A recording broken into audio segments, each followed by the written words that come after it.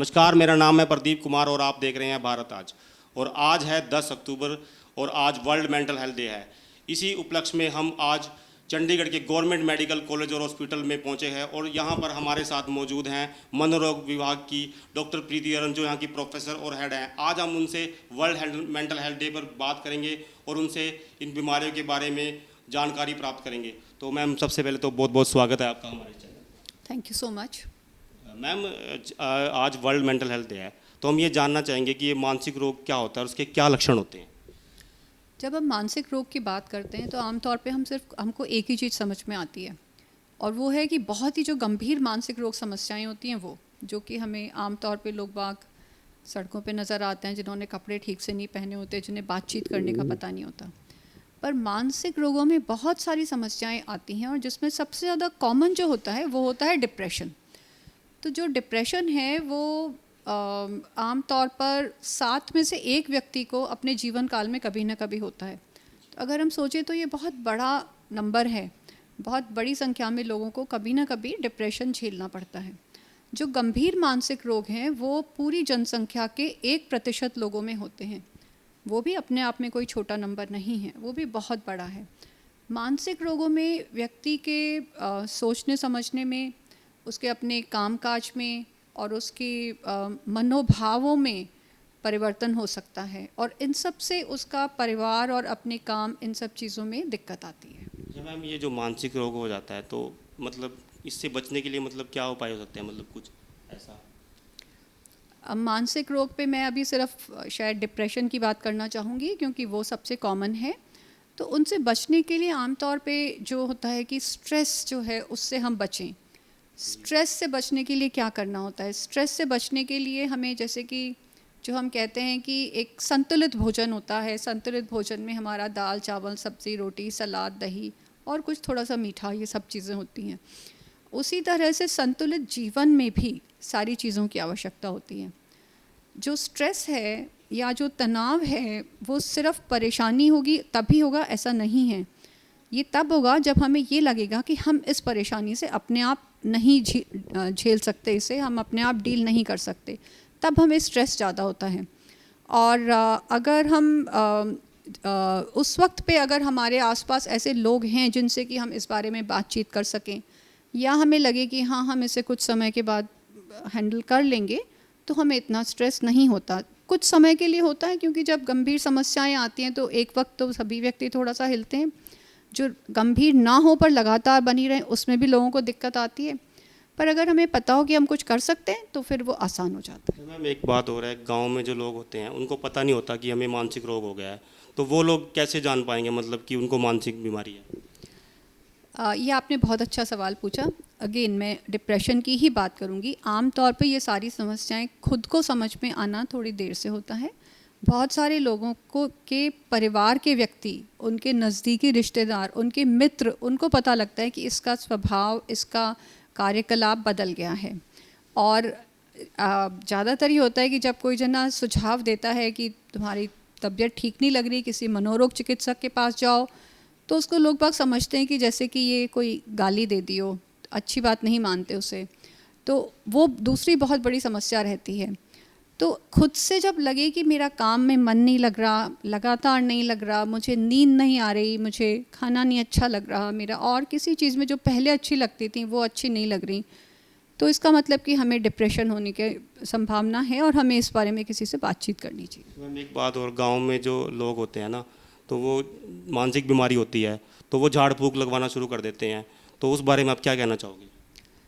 जो झाड़ फूंक होती है वो कुछ चीज़ों के लिए चल जाती है, और इनफैक्ट बहुत सारे तो जो जानकारी रखने वाले ओझा होते हैं वो अपने क्लाइंट्स को ये कहते हैं कि आप डॉक्टर के पास जाओ, उनको जब पता लग जाता है। और पर अगर हम सिर्फ झाड़ फूंक करते रहेंगे तो उससे कोई फ़ायदा नहीं होगा। जो मैं अभी आपको एग्जांपल दे रही थी कि हमें पता है कि हम किसी तरह डील कर लेंगे, ऐसे में अगर हमें पहली बार में लगेगा कि हाँ इससे मेरी प्रॉब्लम ठीक हो जाएगी, तो वो हमें एक समय के लिए कुछ सहारा मिलता है, और हम उस वक्त पे ऑप्टिमिस्टिक हो जाते हैं, हम आशावान हो जाते हैं कि हाँ हमारी समस्या ठीक हो जाएगी।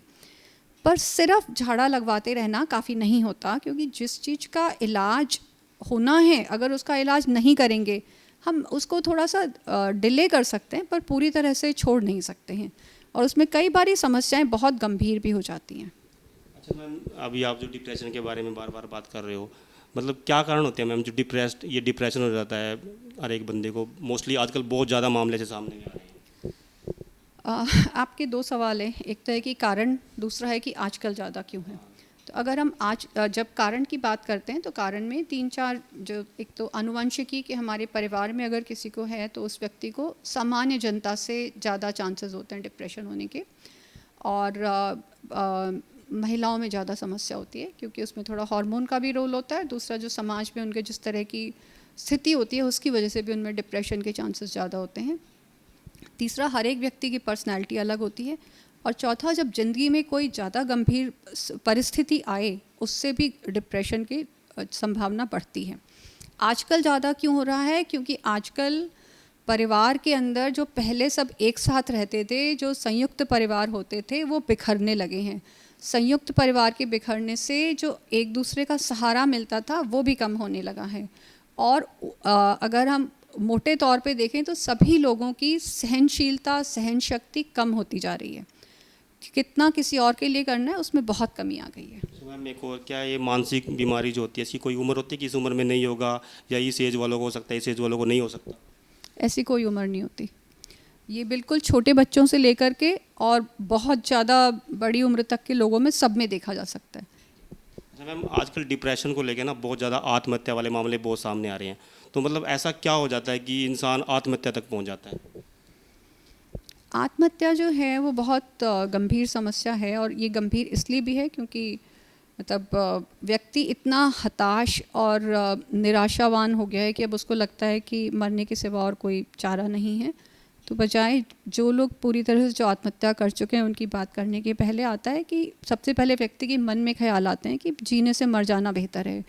फिर ख्याल आते हैं कि मैं अपने आप को कुछ कर लूँ। फिर आता है कि मैं कैसे करूँ, व्यक्ति उसकी प्लानिंग करने लगता है।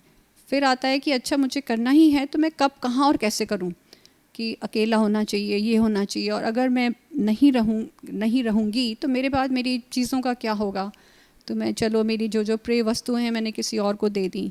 तो जब ये सारी चीज़ें दिख रही हैं तो इसका मतलब कि व्यक्ति बहुत सीरियस है इस बारे में। तो उसमें परिवार के हर जने को उसको गंभीरता से लेना चाहिए और उसको इलाज के लिए लेके जाना चाहिए। आजकल मैम सोशल मीडिया का बहुत प्रचलन है, लोग फेसबुक, ये सोशल मीडिया बहुत यूज़ करते हैं, तो आपके हिसाब से क्या मतलब ये कितना इफेक्ट करता है जिससे मतलब डिप्रेशन या कुछ ऐसा मानसिक रोग हो सकता है? जो सोशल मीडिया है इससे जुड़ी हुई बहुत ज़्यादा समस्याएं होती हैं, और हमें अपने ओपीडी में हमने सोशल मीडिया के इस्तेमाल की वजह से बहुत सीरियस प्रॉब्लम्स भी देखी हैं।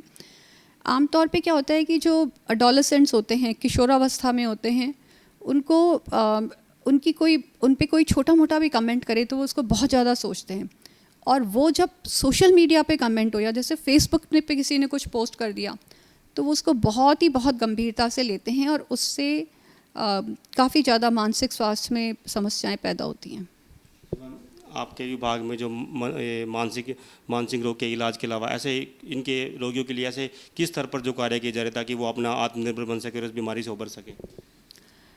अगर हम देखें कि मरीज़ों के इलाज के अलावा और क्या क्या किया जा रहा है, तो हम समाज में जागरूकता बढ़ाने के लिए हम लगातार कुछ न कुछ पब्लिक के लिए लेक्चर्स, अवेयरनेस कैंपेन्स करते रहते हैं। अभी भी इस मानसिक स्वास्थ्य सप्ताह में हमने बहुत जगह पे इसके बारे में लोगों को जागरूक बनाया है। जीएमसीएच हॉस्पिटल के वेटिंग एरिया में, जहाँ जहाँ पे हमारी कम्युनिटी क्लिनिक चलती है, वहाँ पे 2-3 स्कूलों में, पुलिस लाइंस में, एजी ऑफिस में, कई जगह पे हमने इस सब के बारे में चर्चा की है।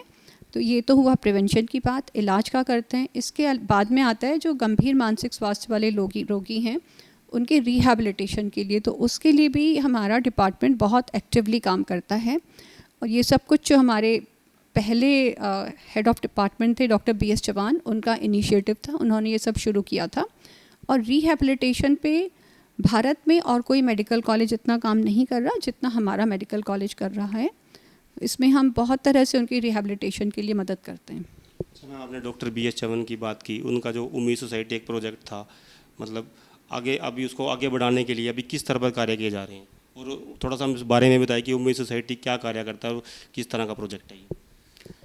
उम्मीद सोसाइटी जो है, उम्मीद सोसाइटी मंदबुद्धि व्यक्तियों के रिहैबिलिटेशन के लिए काम करता है। ये उनके एम्प्लॉयमेंट जनरेशन, उनको नौकरी देने के लिए, उनको किस तरह से कार्य में लगाया जा सके उसके लिए काम करता है। उम्मीद सोसाइटी के अंदर हमारे चंडीगढ़ प्रशासन के सहयोग से 19 कियोस्क लगे हुए हैं, जिसमें कि मंदबुद्धि बच्चे और या फिर मंदबुद्धि बच्चों का कोई परिवार का व्यक्ति लगा हुआ है और जो वहाँ से वो अपनी आजीविका अर्जित करते हैं। इसके अलावा हम एक शेल्टर्ड वर्कशॉप उम्मीद सोसाइटी और ग्रिड मिल कर के शुरू कर रहे हैं। ग्रिड जो कि government rehabilitation institute for intellectual disabilities है, ये मिल कर के कर रहे हैं। और इसका मकसद ये होगा कि ग्रिड की प्रेमिसेस में ही उन व्यक्तियों को कुछ काम करने का मौका मिले। अच्छा मैम, ग्रिड की आपने बात की तो हमने सुना है, वहाँ देखा है कि वहाँ पे बच्चों को एजुकेशन का भी पढ़ाया जाता है, उनको स्पोर्ट्स के बारे में भी ये सब एक्टिविटी कराई जाती हैं।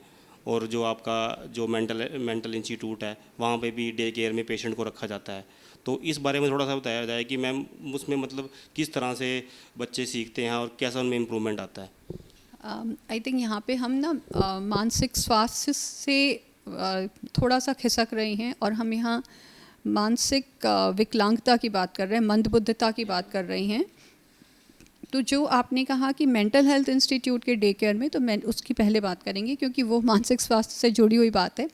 मानसिक स्वास्थ्य मेंटल हेल्थ इंस्टीट्यूट के अंदर एक disability assessment and rehabilitation triage या डार्ट सर्विसेज हैं, जहाँ पे डे केयर में उन मरीज़ों को बुलाया जाता है जो कि अपना एक डेली रूटीन भी नहीं बना पाते हैं और घर में उनके लिए वो भी पॉसिबल नहीं है। तो वो वहाँ पे रेगुलरली आते हैं, उनको वहाँ पे योगा और बहुत सारी एक्टिविटी, हर मरीज़ की अपनी एबिलिटी के हिसाब से वो क्या कर सकता है, उसको किस चीज़ की ज़रूरत है, उसको सोशल स्किल्स की ज़रूरत है, उसको कोई वोकेशनल स्किल की ज़रूरत है, उसको कोई काम सीखने की ज़रूरत है, वो सब कुछ वहाँ पे कराया जाता है।